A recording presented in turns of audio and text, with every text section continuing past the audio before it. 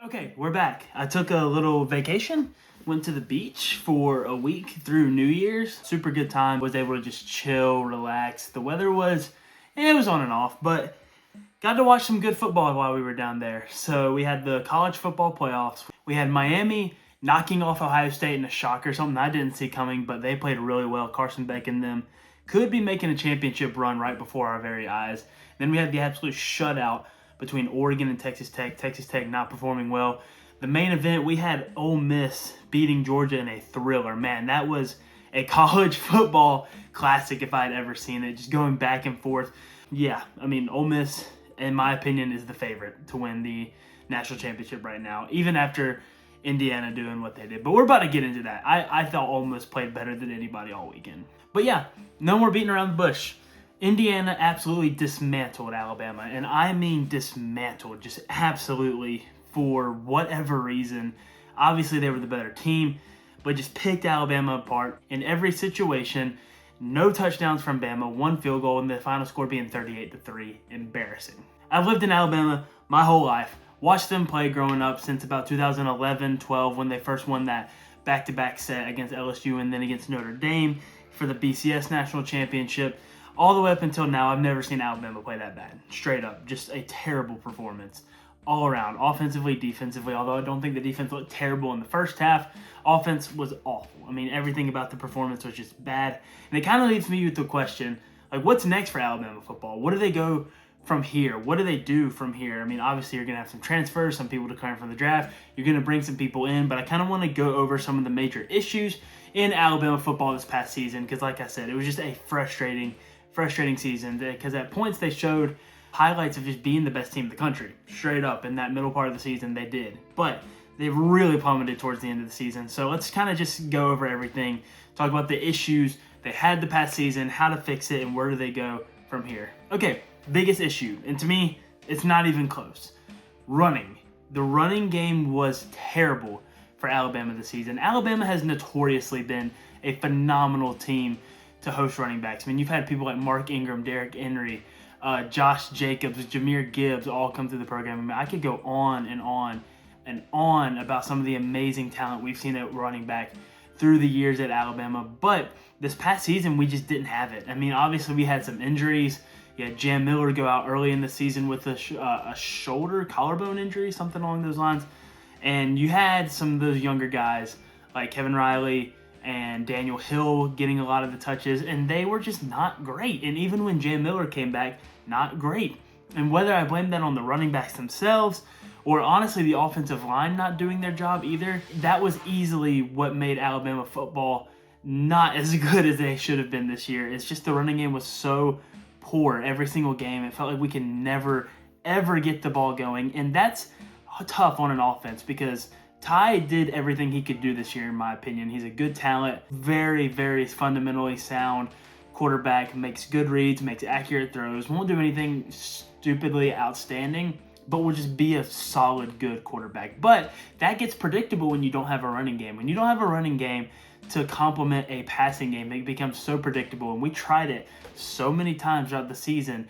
Ty would be having a good game. All right, let's mix it up with the running game because the passing game is starting to get too predictable, and we wouldn't get anything going with the running game. We would run for like a yard or two, and then it would just be so frustrating because at that point, the defense has figured out that we can't run the ball, so they didn't attack the running game. They just sat back, covered the pass, and that was that. We couldn't get anything going. And then on the other side where the offensive line is, they did not give protection to Ty Simpson all year, which is weird because early on in the season, they looked perfectly fine. The first game against Georgia, they looked excellent. I mean, you had guys like Proctor in that offensive line playing well. I don't know, it's just bizarre. And I know we had injuries on the offensive line that definitely affected how they played throughout the majority of the season, but they just were not a good group this year. Now, I know we're bringing in some guys from the transfer portal, and I know we were losing some guys to the draft and to the transfer portal. I mean, that's that. But I don't know if we need a new offensive line coach or what the deal is, but that needs to be addressed. We have to have better protection. We have to have a better running game. And I know the running game is more so split on running backs not being as talented as we've had in the past and the offensive line. So we got to address both. We just got Hollywood Smothers out of the transfer portal from NC State. What a pickup. Huge pickup. That's going to help the running game tremendously because he led their ACC in rushing yards. I believe he scored 15 touchdowns, maybe. I mean, just a good talent, a phenomenal talent. We need someone like that at running back number 1. Keep developing Daniel Hill. I like Daniel Hill a lot. I think he has all the potential in the world. He's a good power back. Develop his speed a little bit. Get him to where he can be a receiving back. It's one thing I'll give Jam Miller his credit for. He was a great receiving back. Daniel Hill, not so much. I don't know what they're going to do with Kevin Riley. I know that AK Deer's already entered the transfer portal, but the talent is coming together at the running back position, especially with Hollywood Smothers coming in. I think that it's going to be better than it was this past season, but you can bring all the talent in at running back that you can possibly do, but you got to have an offensive line to protect it. You got to have them opening up gaps in the A-gap for the running backs to just take off. You got to have the speed from the running backs to be able to move on to the outside if you have to. But yeah, that to me was the most frustrating part of Alabama football this season because it was so one-dimensional. On the defensive side, I didn't think our defense was bad. Obviously, our secondary I thought was way better than our defensive line. Obviously, we're going to lose Deontay Lawson to the NFL draft. He was a redshirt senior. Great player. Going to miss him a lot. But we got to bring in some talent on the defensive line because we got pressure on teams at points throughout the season, but not in a dominating way that Alabama football used to be. I mean, our defensive line used to be stacked. I mean, you could just tell the offenses were flustered and didn't know what to do when Alabama football came to town and that defensive line was going up against that offense. So we got to get back to that point. But I will say, this is a praise. The secondary was great. Obviously led by guys like Xavier Brown.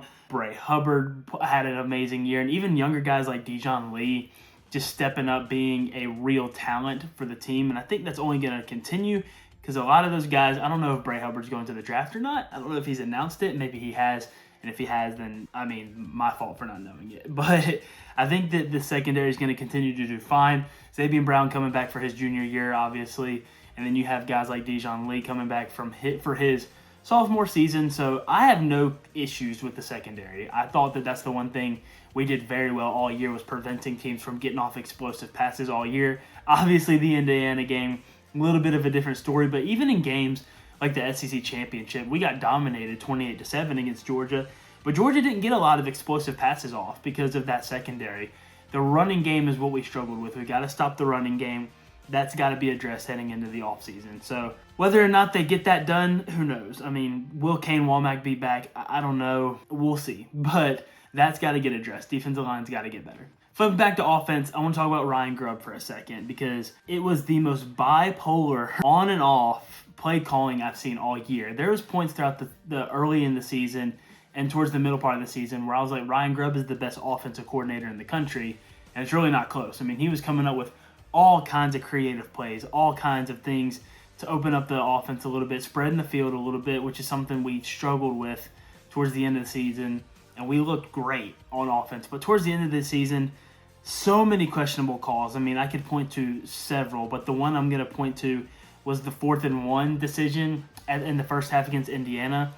And they ran, like, I'm pretty sure we lined up in the Wildcat and then ran a sweep.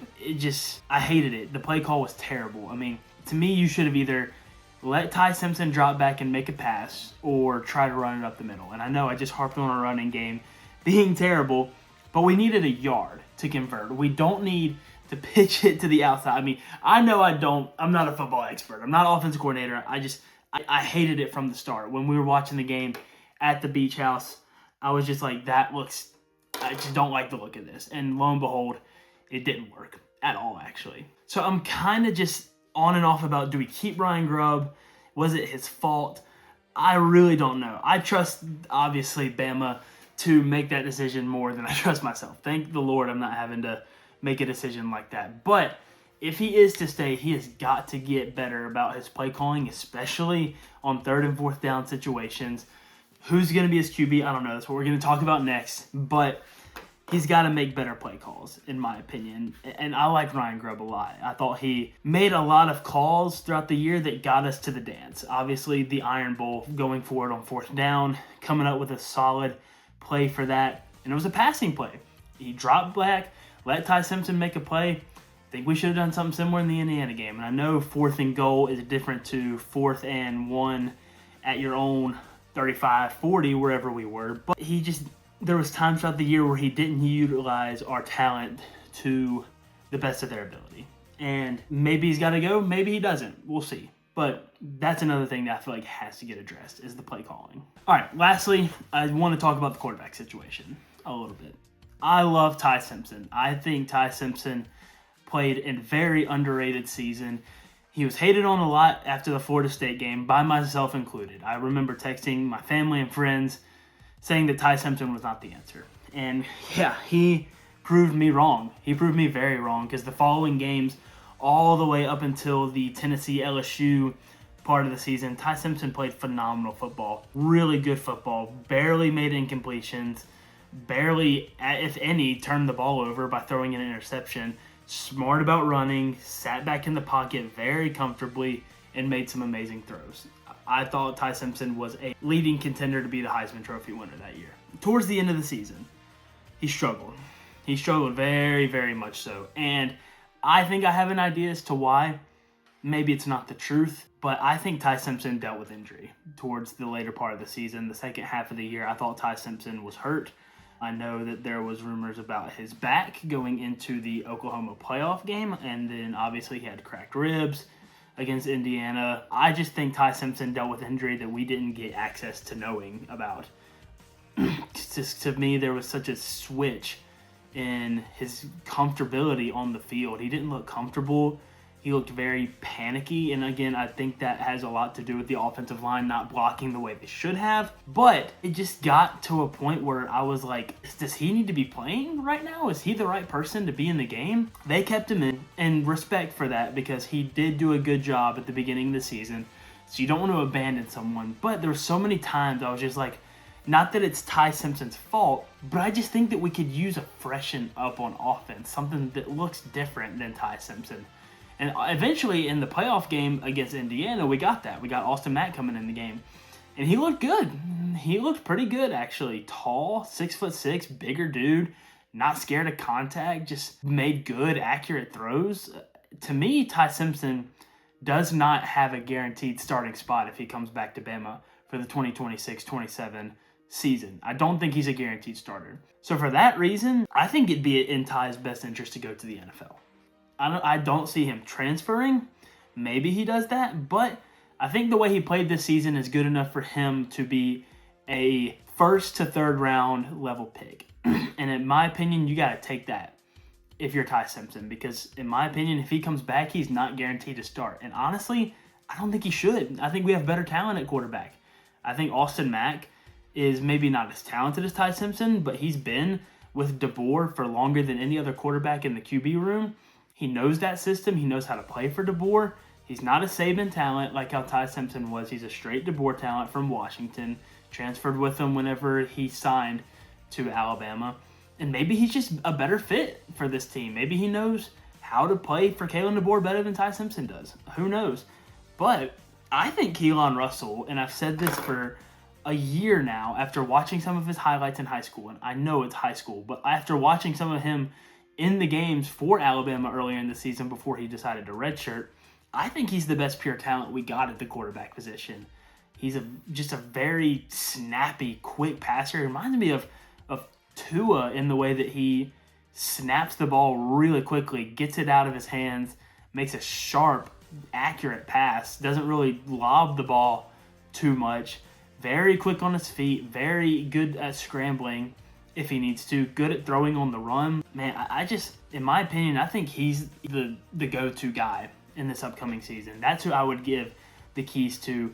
I thought we were going to swap quarterbacks in and out more than we actually did this past season. I was kind of surprised that even, especially after the Florida State game, that we kind of just handed Ty the keys to the kingdom in respect to that. But I think we could use a little bit of a freshen up at quarterback, to be honest with you. And again, I love Ty Simpson. I love everything he did for Alabama football. Everything. I love him to death. But I think that it's in Bama football's best interest to at least look at somebody else and not say, Ty, come back, you're guaranteed a starting spot.